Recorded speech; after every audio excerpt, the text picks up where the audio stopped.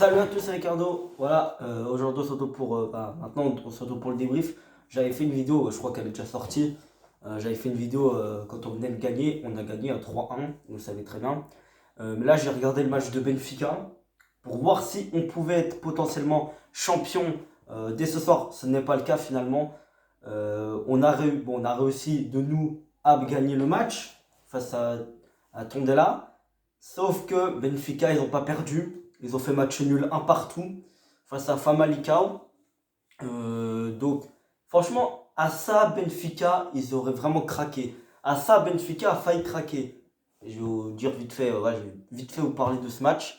J'ai pas prêté totalement attention. Hein, tu sais, je faisais des choses à côté et tout. J'étais pas tout le temps en train de regarder. Mais la fin, je le regardais bien. Par contre, la fin, oui. Alors, la première période complètement dominée par Benfica. Benfica des occasions par-dessus, par-dessous. Ils ont des occasions de partout. À la 37e minute, Pizzi qui ouvre le score 1-0. En deuxième période, c'est pareil en fait. Benfica, ils ont été dominants jusqu'à la 80e minute. Et à partir de la 90e minute, qu'est-ce qui s'est passé? Et bah, Famalicão, ils ont réagi. Ils se sont enfin réveillés. 84e minute, je crois que c'est Guga. Je sais plus, ouais, je crois que c'est comme ça qu'il s'appelle. Il a égalisé un partout. J'étais content. Je me suis dit, là, ils peuvent le faire. Parce que ça faisait déjà 5 minutes qu'ils étaient en train de pousser. Et ils ont continué à pousser pendant 5 minutes. Ils ont failli marquer une ou deux fois là. Enfin, Malika, ils ont failli marquer quelques fois. Donc, je me suis dit, ils vont craquer. Ils vont craquer à la dernière seconde. Et on serait champion. Non, finalement, non. On n'est pas champion maintenant. Bon, je pense que c'est sûr, tout le monde peut le dire, on va être champion hein, maintenant. On a 8 points d'avance sur Benfica. Il faut vraiment une catastrophe pour pas qu'on soit champion. Il faut en fait qu'on perde. Il faut qu'on perde nos 3 matchs. Ouais, il faut qu'on perde nos 3 prochains matchs en fait. Même si on perd nos même si on perd 2 matchs et qu'on fait un match nul, on est champion quand même. Vu qu'on a gagné les Classicos, je crois que ça compte. Ou alors si c'est les différences de but, même si on perd 8 points et qu'ils nous rejoignent avec les différences de but, ils peuvent nous redépasser. Mais par contre, si c'est le Classico qui compte, même si on perd nos 8 points qu'on avait pris, on est chapeau quand même, vu qu'on les a battus au Classico. Par contre, euh, comment vous dire, j'ai quand même peur. Là, j'ai beaucoup moins peur. Quand même, j'ai beaucoup moins peur. Mais Sporting, il va falloir les battre. Si on bat Sporting, on est champion. Voilà. Je pense que c'est simple. Euh, J'espère en tout cas. Comme ça, je pourrais faire un débrief, mais je serais tellement heureux. Je serais tellement heureux qu'ils nous offrent un titre de champion à 2 ans après. C'est pas beaucoup. Mais voilà, au moins, ça voudrait dire qu'on revient petit à petit dans le cadre national. On revient petit à petit avec Benfica. On revient petit à petit avec Benfica parce que c'est vrai que ces dernières années, Benfica, ils étaient très très dominants. Porto, on était un petit peu devenu seconde zone. Enfin, comment dire, on les concurrençait toujours pour le titre, mais c'est vrai que c'est eux à la fin qui gagnaient toujours. Mais c'est vrai que depuis 2018, depuis la saison 2017-2018, c'est vrai qu'on est souvent à leur niveau, voire au-dessus. On a gagné le championnat en 2017-2018. En 2018, la saison dernière, on était premier pratiquement toute la saison, à part à la fin où finalement ils ont gagné le championnat. Et cette saison, c'est eux qui ont été premiers pratiquement toute la saison. Nous, par contre, on les a dépassés à la fin. On les a dépassés avant la trêve. Bon, voilà, on va parler de Porto. Le match de Porto, j'ai des choses à dire, bien évidemment. On gagne 3-1 ce match avec des buts de Danilo à la 47e minute. Au début de la seconde période, il met une tête sur un coup de pied arrêté, sur un corner. 1-0. C'est un plus. Hein. Danilo, c'est un plus. Je me suis dit, quand il est rentré à la place d'Oliveira, je me suis dit, c'est un plus parce qu'il va nous aider au milieu de terrain. Et lui, il est très très bon de la tête. Donc, c'est un plus. Et finalement, ça se voit. Et puis, il nous l'a encore prouvé. 1-0. Ensuite, Marega. Ce but, il aurait pu être refusé, mais il était pas hors jeu. Donc 2-0, Moussa Marega. Et puis il y a la réduction du score de je sais plus qui. Marchésine, en parlant de Marchésine. Bon, d'abord, on va dire les buts. Et le troisième but, à la 94e minute. Fabio Vieira qui marque encore. Le jeune, voilà. Qui a marqué son premier but contre Belenenses le match d'avant sur coup franc. Il était beau le coup franc. Hein. Et ben il marque encore. Il marque encore aujourd'hui. Euh, donc je suis content pour lui, bien évidemment. Euh, Tout ça. Voilà, je voulais parler de Marchésine. Marchésine. Alors, je l'ai critiqué. Je l'ai beaucoup critiqué, Marchésine. Mais je pense que ces critiques, je pense que je vais continuer. Parce que Marchésine, c'est plus possible. Alors, oui, on est premier. Oui, on n'encaisse pratiquement pas de but. Hein, parce que depuis la reprise, on n'a encaissé que 3 buts. Mais ce gardien, franchement, c'est plus possible. Il a failli marquer un but contre. Ça aurait pu être contre son camp. Hein. Parce que le mec, il est même pas vigilant. La balle, elle passe en dessous de ses jambes. Déjà, on dirait une Apoula Edel, le gars. Le gars, c'est Apoula Edel, je suis sûr. Je suis sûr, ils sont frères. Il y a quelque chose à dire. Ou Alphonse Areola. Hein. Je pense plus qu'il est frère avec Alphonse Areola.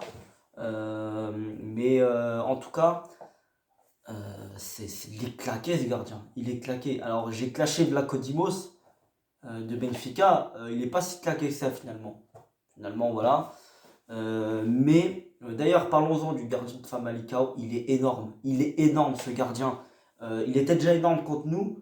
Mais là, il est énorme. Ce gardien, il est très très bon. Il a sauvé plusieurs fois son équipe. Parce que Benfica, ils auraient pu en mettre 2, 3, voire 4. S'ils n'avaient pas autant loupé. Ils ont. Voilà. Donc, bien évidemment. Donc, voilà. On est à ça du championnat. Je pense que clairement on va le gagner. Maintenant, il n'y a plus rien qui va nous arrêter, je pense. Bon, c'était tout. Hein, c'était tout. D'ailleurs, Marchésine, heureusement que tu as peu de boulot à faire. Heureusement qu'on a une très très bonne défense. Heureusement que Pepe Mbemba, c'est une très très bonne défense, même si Marcano il est blessé. Mbemba, il fait du boulot. Il fait le boulot. Manafa, il m'a fait un peu peur, hein, quelques fois. Clairement. Corona, comme d'habitude, il a été très très bon.